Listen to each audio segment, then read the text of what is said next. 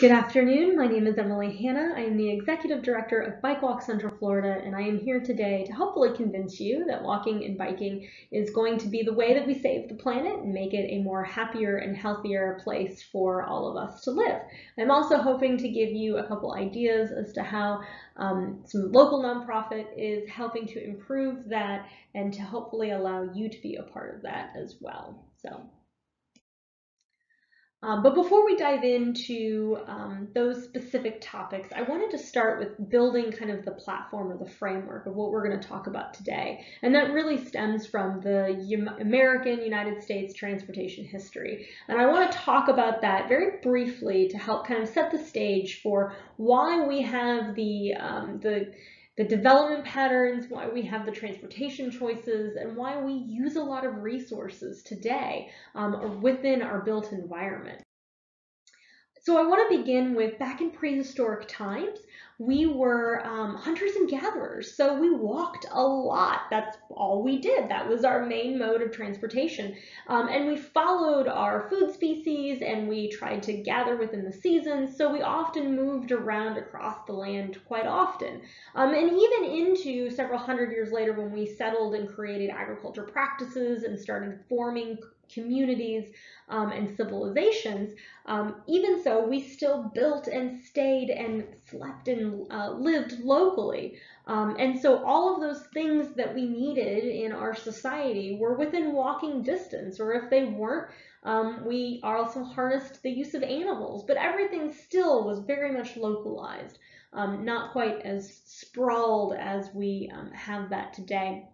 And even as we modernized, we started to sell goods and services. We started looking at other transportation uses, modes like water and like trains. But most importantly, we also created these things in the Industrial Revolution called streets. Of course, there were streets prior to this in past civilizations, but these were really our main streets. These were the veins of the heart of our cities that allowed trade and commerce and social engagements to take place. These streets were the lifelines, if you will, of our communities as they grew and developed. They were where we had politics occurring and talking and discussing ideas.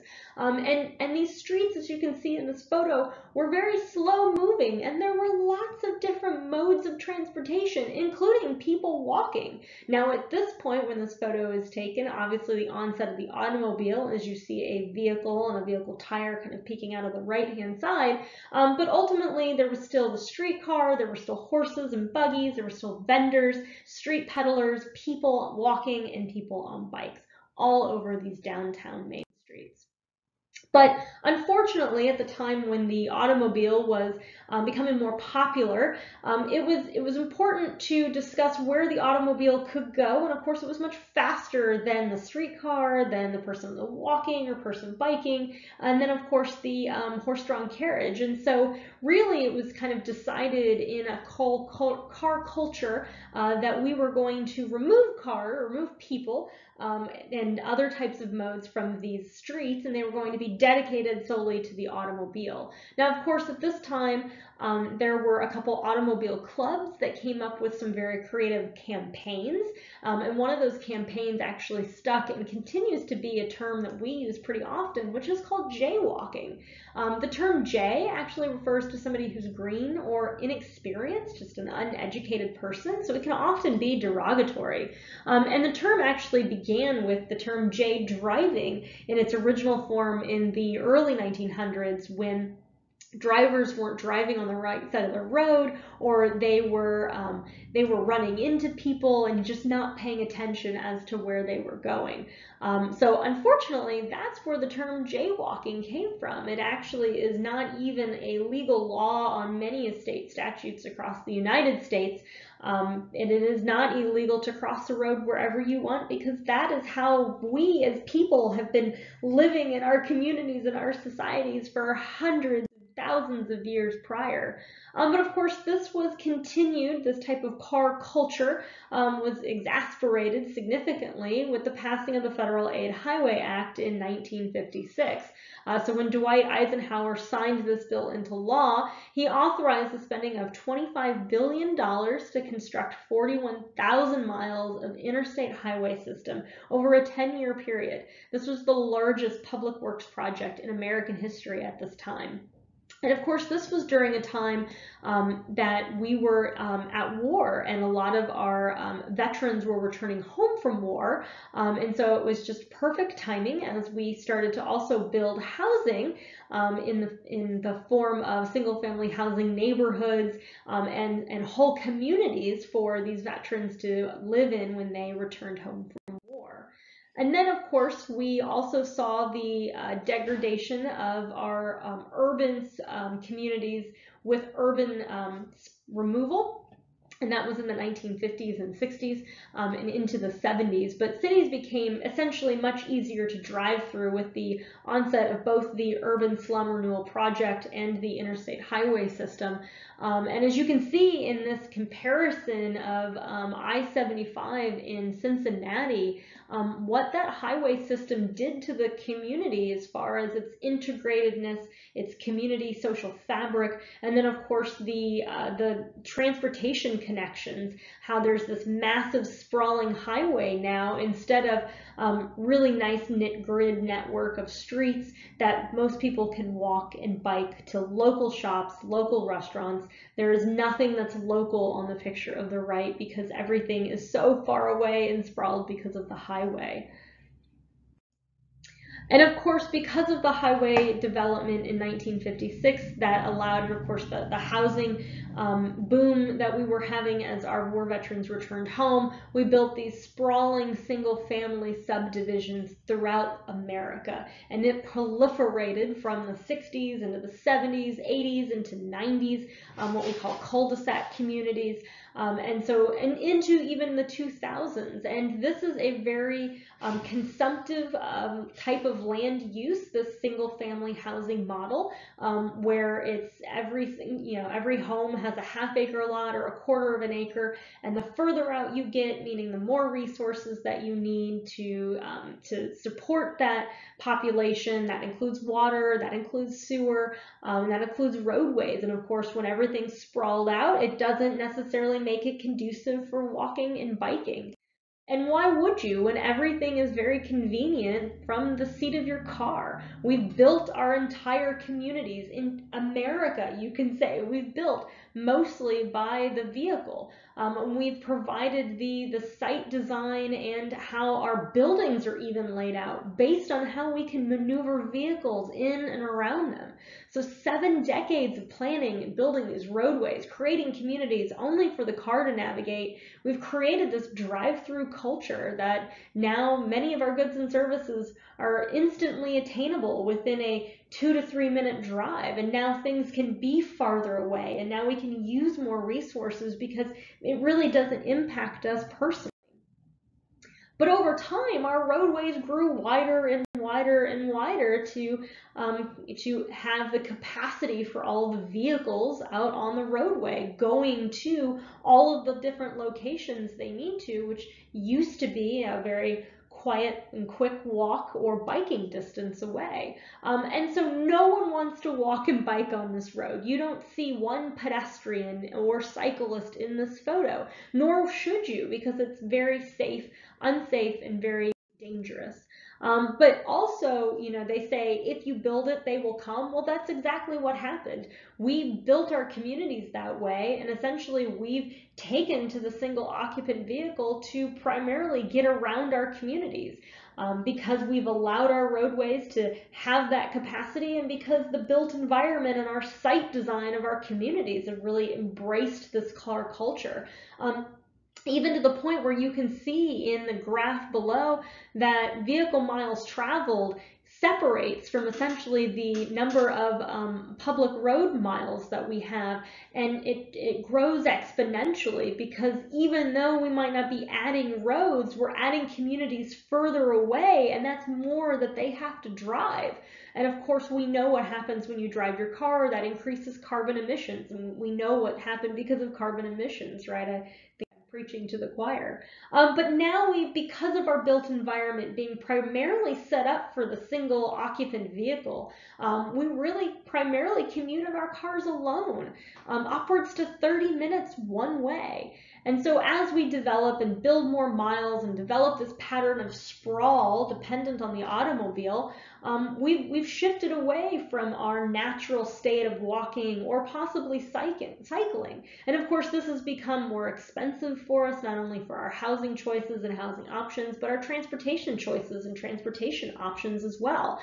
And now we've essentially made driving alone the norm, specifically in America. And of course, this has implications onto itself. I'm going to talk about the climate implications as well, but I think we need to really touch on what has happened to us as a society as a whole, and really how the car culture has done a true disservice to our social and physical well-being. So now we've got 7 decades of data that really shows us that the built environment, specifically the way we travel, has had impacts on our health. And you can see the trends in these lines of obese men and women, and the growth of that in America over time matches that vehicles miles traveled graph that I showed earlier. And so really we can start to see the impact our auto-independent lifestyle has really taken on our health. And let's get started. Let's talk about kids, because it really starts with integrating and encouraging kids to start walking and biking at an earlier age. And of course, we've done the exact opposite of that in reality. From 1969 to 2009, the number of kids walking and biking versus being driven to school has exponentially changed. And now most of kids, 45% today, are driven in the family vehicle, often alone. Very many of them actually walk and bike, only 13%. And so that needs to change. How do we encourage? How do we get people to walk and bike in their community?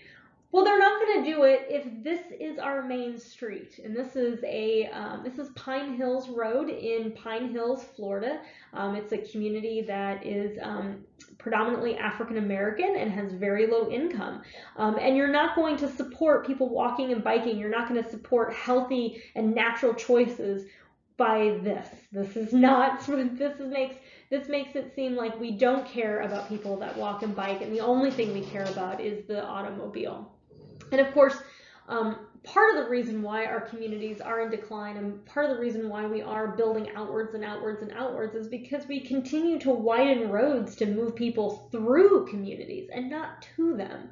The U.S. Department of Transportation defines what we call arterial roads, which is this road below, by their function, which means that they move cars from a highway to a local road. That's it. But oftentimes, these are the main streets. These are the main and only way for this type of community to get their goods and services. And that's not necessarily fair for them, not giving them any type of mode option. They are only here to walk, or they're only here to drive. There's no real place for them to walk and bike. And of course, these arterial roadways are incredibly dangerous, as they are high speed and often high capacity roadways. They actually make up over 157,000 miles of the nation's 4.2 million miles, so a very small part of a number of roadways, just 4% of the total. But they account for 30% of the traffic fatalities in recent years. And so something has to change. We cannot continue to build our communities, to move people through them quickly. We have to start caring about their well-being. And of course, this is a detriment as a part of our community, and that over time we've seen an increase in the number of people that are struck while they are walking in their communities. And we're finding that these scary pedestrian trends across the United States are increasing year after year. Central Florida is unfortunately leading that effort, as we've been ranked #1 on this most dangerous by design report.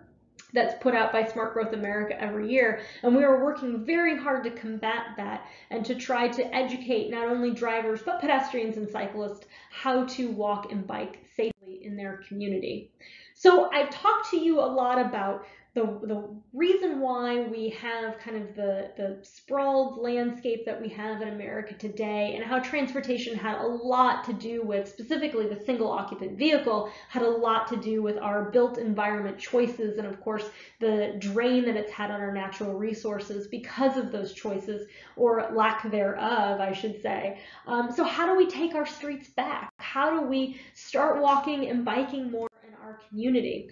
Well, we first have to acknowledge that we are traffic. When we drive anywhere and we are at a stoplight, we are a car on the road. We are the reason why we're built this way. So we have to first acknowledge that we are a part of that problem. And if we don't acknowledge that, we're never going to be able to get to the next steps to solving those problems. But ultimately, I think we need to come back and look at all the benefits that come from walking and biking in your community. So I want to run through those benefits just to remind you, not necessarily the environmental impacts, because I think we know some of those, and I'll go over those as well, but what are the health, the social, and some of those other even fiscal impacts from walking and biking in your community. And so there are so many great health benefits from just going from a daily 30-minute walk. It increases blood flow and oxygen to the brain, which can increase your ability to complete tasks and retain information. It's also getting the recommended amount of exercise, which helps decrease your chances for all different types of aging ailments. And walking can even help shed pounds and help keep them off. So just being active in your community. And of course, when your community is designed to facilitate walking, where you want to get out and maybe walk to the grocery store, or walk to the park, or walk to a location, it makes it much, much easier for you to get out and do that, of course. When you're traveling and you go to places that are dense cities or European cities or countries, a lot of people walk and bike in those locations because the infrastructure and the built environment supports that. So it's much easier for them to get out and get that exercise. There are also so many social benefits too. There is a whole series of social planners that look at the societal effects of our built environment and what that does to our social and mental well-being. And one of those is knowing that being in a single occupant vehicle or living in a single family household and not really being integrated into your social fabric of your community really has a detriment on your mental health. And so it's really good for you to know thy neighbor, as we've been told for generations. It really is both good for you to know your neighbor and have that social interaction, but also it's good for you mentally and socially as well. So make sure that we build environments that allow us to socially engage with those that are around us and to get to know our community. We're very often isolated when we sit alone in our single occupant vehicle, driving and commuting on the highway to and from. And we often have become aggressive drivers, and we've seen that more recently because we're not having that social interaction, and we don't humanize the other person that might be in the car or humanize the person that's walking or biking. And of course, our media doesn't do a very good job of that either, but that's a conversation for a later day. But I want to talk about the economic benefits of walking and biking, because that's something that's often not linked. And I think that's really important, especially when you're advocating for walking and biking infrastructure at a local government level or at the state or federal level, when you're advocating to your elected officials as to where they need to fund certain projects. Don't fund the highway expansion. Fund walking and biking infrastructure, and here's why. Bicycle infrastructure creates an average of 11.4 jobs for every $1 million spent, while roadway projects only create 7.8 jobs per $1 million spent. So you see an increase of almost 5 to 6 jobs just by the different type of mode of transportation in that infrastructure and what's required. Also, after slowing traffic and creating a bicycle lane in San Francisco's Mission District, nearby businesses saw sales increase 60%. and merchants equated that to the pedestrian and bicycle activity. Typically, when you have more people that have access to your store, you'll have more transactions. And oftentimes for, especially in a downtown or a main street setting, sometimes on-street parking is not so readily available. But if you provide the infrastructure for someone to walk or bike to your store and make it convenient, easy, and comfortable for them to get there, they're likely to do so, seek that out, and of course, spend more money at that location. Of course, that also hopefully supports local mom and pop shops, keeping the money local to the community and supporting, again, more of your local and neighborhood goods and services. North Carolina Department of Transportation found that bicycle lanes installed near Outer Banks, which cost them $6.7 million to build, was a drop in the bucket compared to what we spend on highway expansion and highway building projects. It supported over $60 million in economic gain in the community and overall created 1,400 jobs. So just a few bicycle lanes does make a huge impact on your community because it often allows even those that might not be able to drive access to greater number of jobs and greater number of opportunities around them. And after protected bike lanes, so physically separated protected barrier bike lanes were installed in New York City on 8th and 9th Avenue in Manhattan, retail sales increased 49%, and that's just based on the bike lanes. And again, that's just because more people had access to those businesses and hopefully supported more mom and pops shopping locally. And of course, last but not least, is the environmental and the carbon emission benefits from walking and cycling. So we definitely know that walking and biking really have no emissions other than what we emit, which is carbon dioxide, right? And so, but other emissions of SUVs, especially driving alone, emit a whole lot of pounds of carbon into the environment. More so specifically, our transportation industry is a quarter of our emissions in the United States. And even today, I know this graph is a little dated, but that still remains the same. And even post-COVID, we've seen a renaissance or a comeback, if you will, of people getting back into their cars, commuting again, going back to the office and getting back to normal. So we know that by encouraging people to shift those modes and to either take transit, walk, or bike, we are hopefully reducing carbon impact and, of course, having a better impact on our air quality in our communities as well. Let's not forget that. And so what's the thing that you can do? Well, you can start walking. You can get out of your car and you can make a commitment to take a trip 1 to 3 miles by bike or by walking. Try to see how easy it might be or maybe how uncomfortable it might be, and then become advocates in your community to allow for you to walk and bike safer, healthier, more convenient, making that access a little bit easier for you in the future. I'm telling you, once I get people out walking up and down the road and they see the constraints and they see the infrastructure and how it's not very supportive, they quickly turn and become supporters and advocates of those types of infrastructure improvements. But before I end the presentation, I wanted to tell you really what my organization, what BikeWalk Central Florida, is doing about this issue in our community and how we are advocating and educating Central Florida specifically on why walking and biking and rolling is good for our community. And I want to start with what our mission statement is, and really we strive towards a connected and equitable transportation system that's safe and comfortable for all. And that in and of itself is going to have all those benefits that I listed. It's going to provide social and mental benefits, physical benefits by getting you out and actively exercising. There are fiscal benefits, and of course there are incredible environmental benefits by switching from your car and hopping on your 2 wheels or getting on your 2 feet.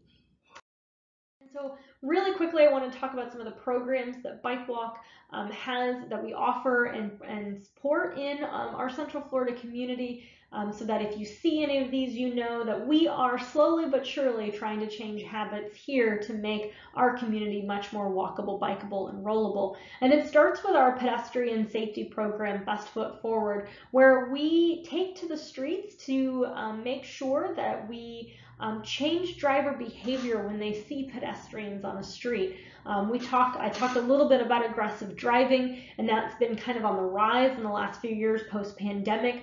And this program is essentially designed to help curb that and help educate drivers that specifically in the state of Florida, it's the law to stop and let someone cross the road at a crosswalk, marked or unmarked. And so our program kind of uses the 4E approach, where we educate, engineer, enforce, and evaluate data to help talk about and discuss how we improve the built environment for pedestrians. So if you want any more information on that, that is on our website, and you can find more information there. The next program we have is something called Bike 5, and it's an advocacy bicycle ride we have in Central Florida that allows people to ride comfortably and accessibly through 5 cities.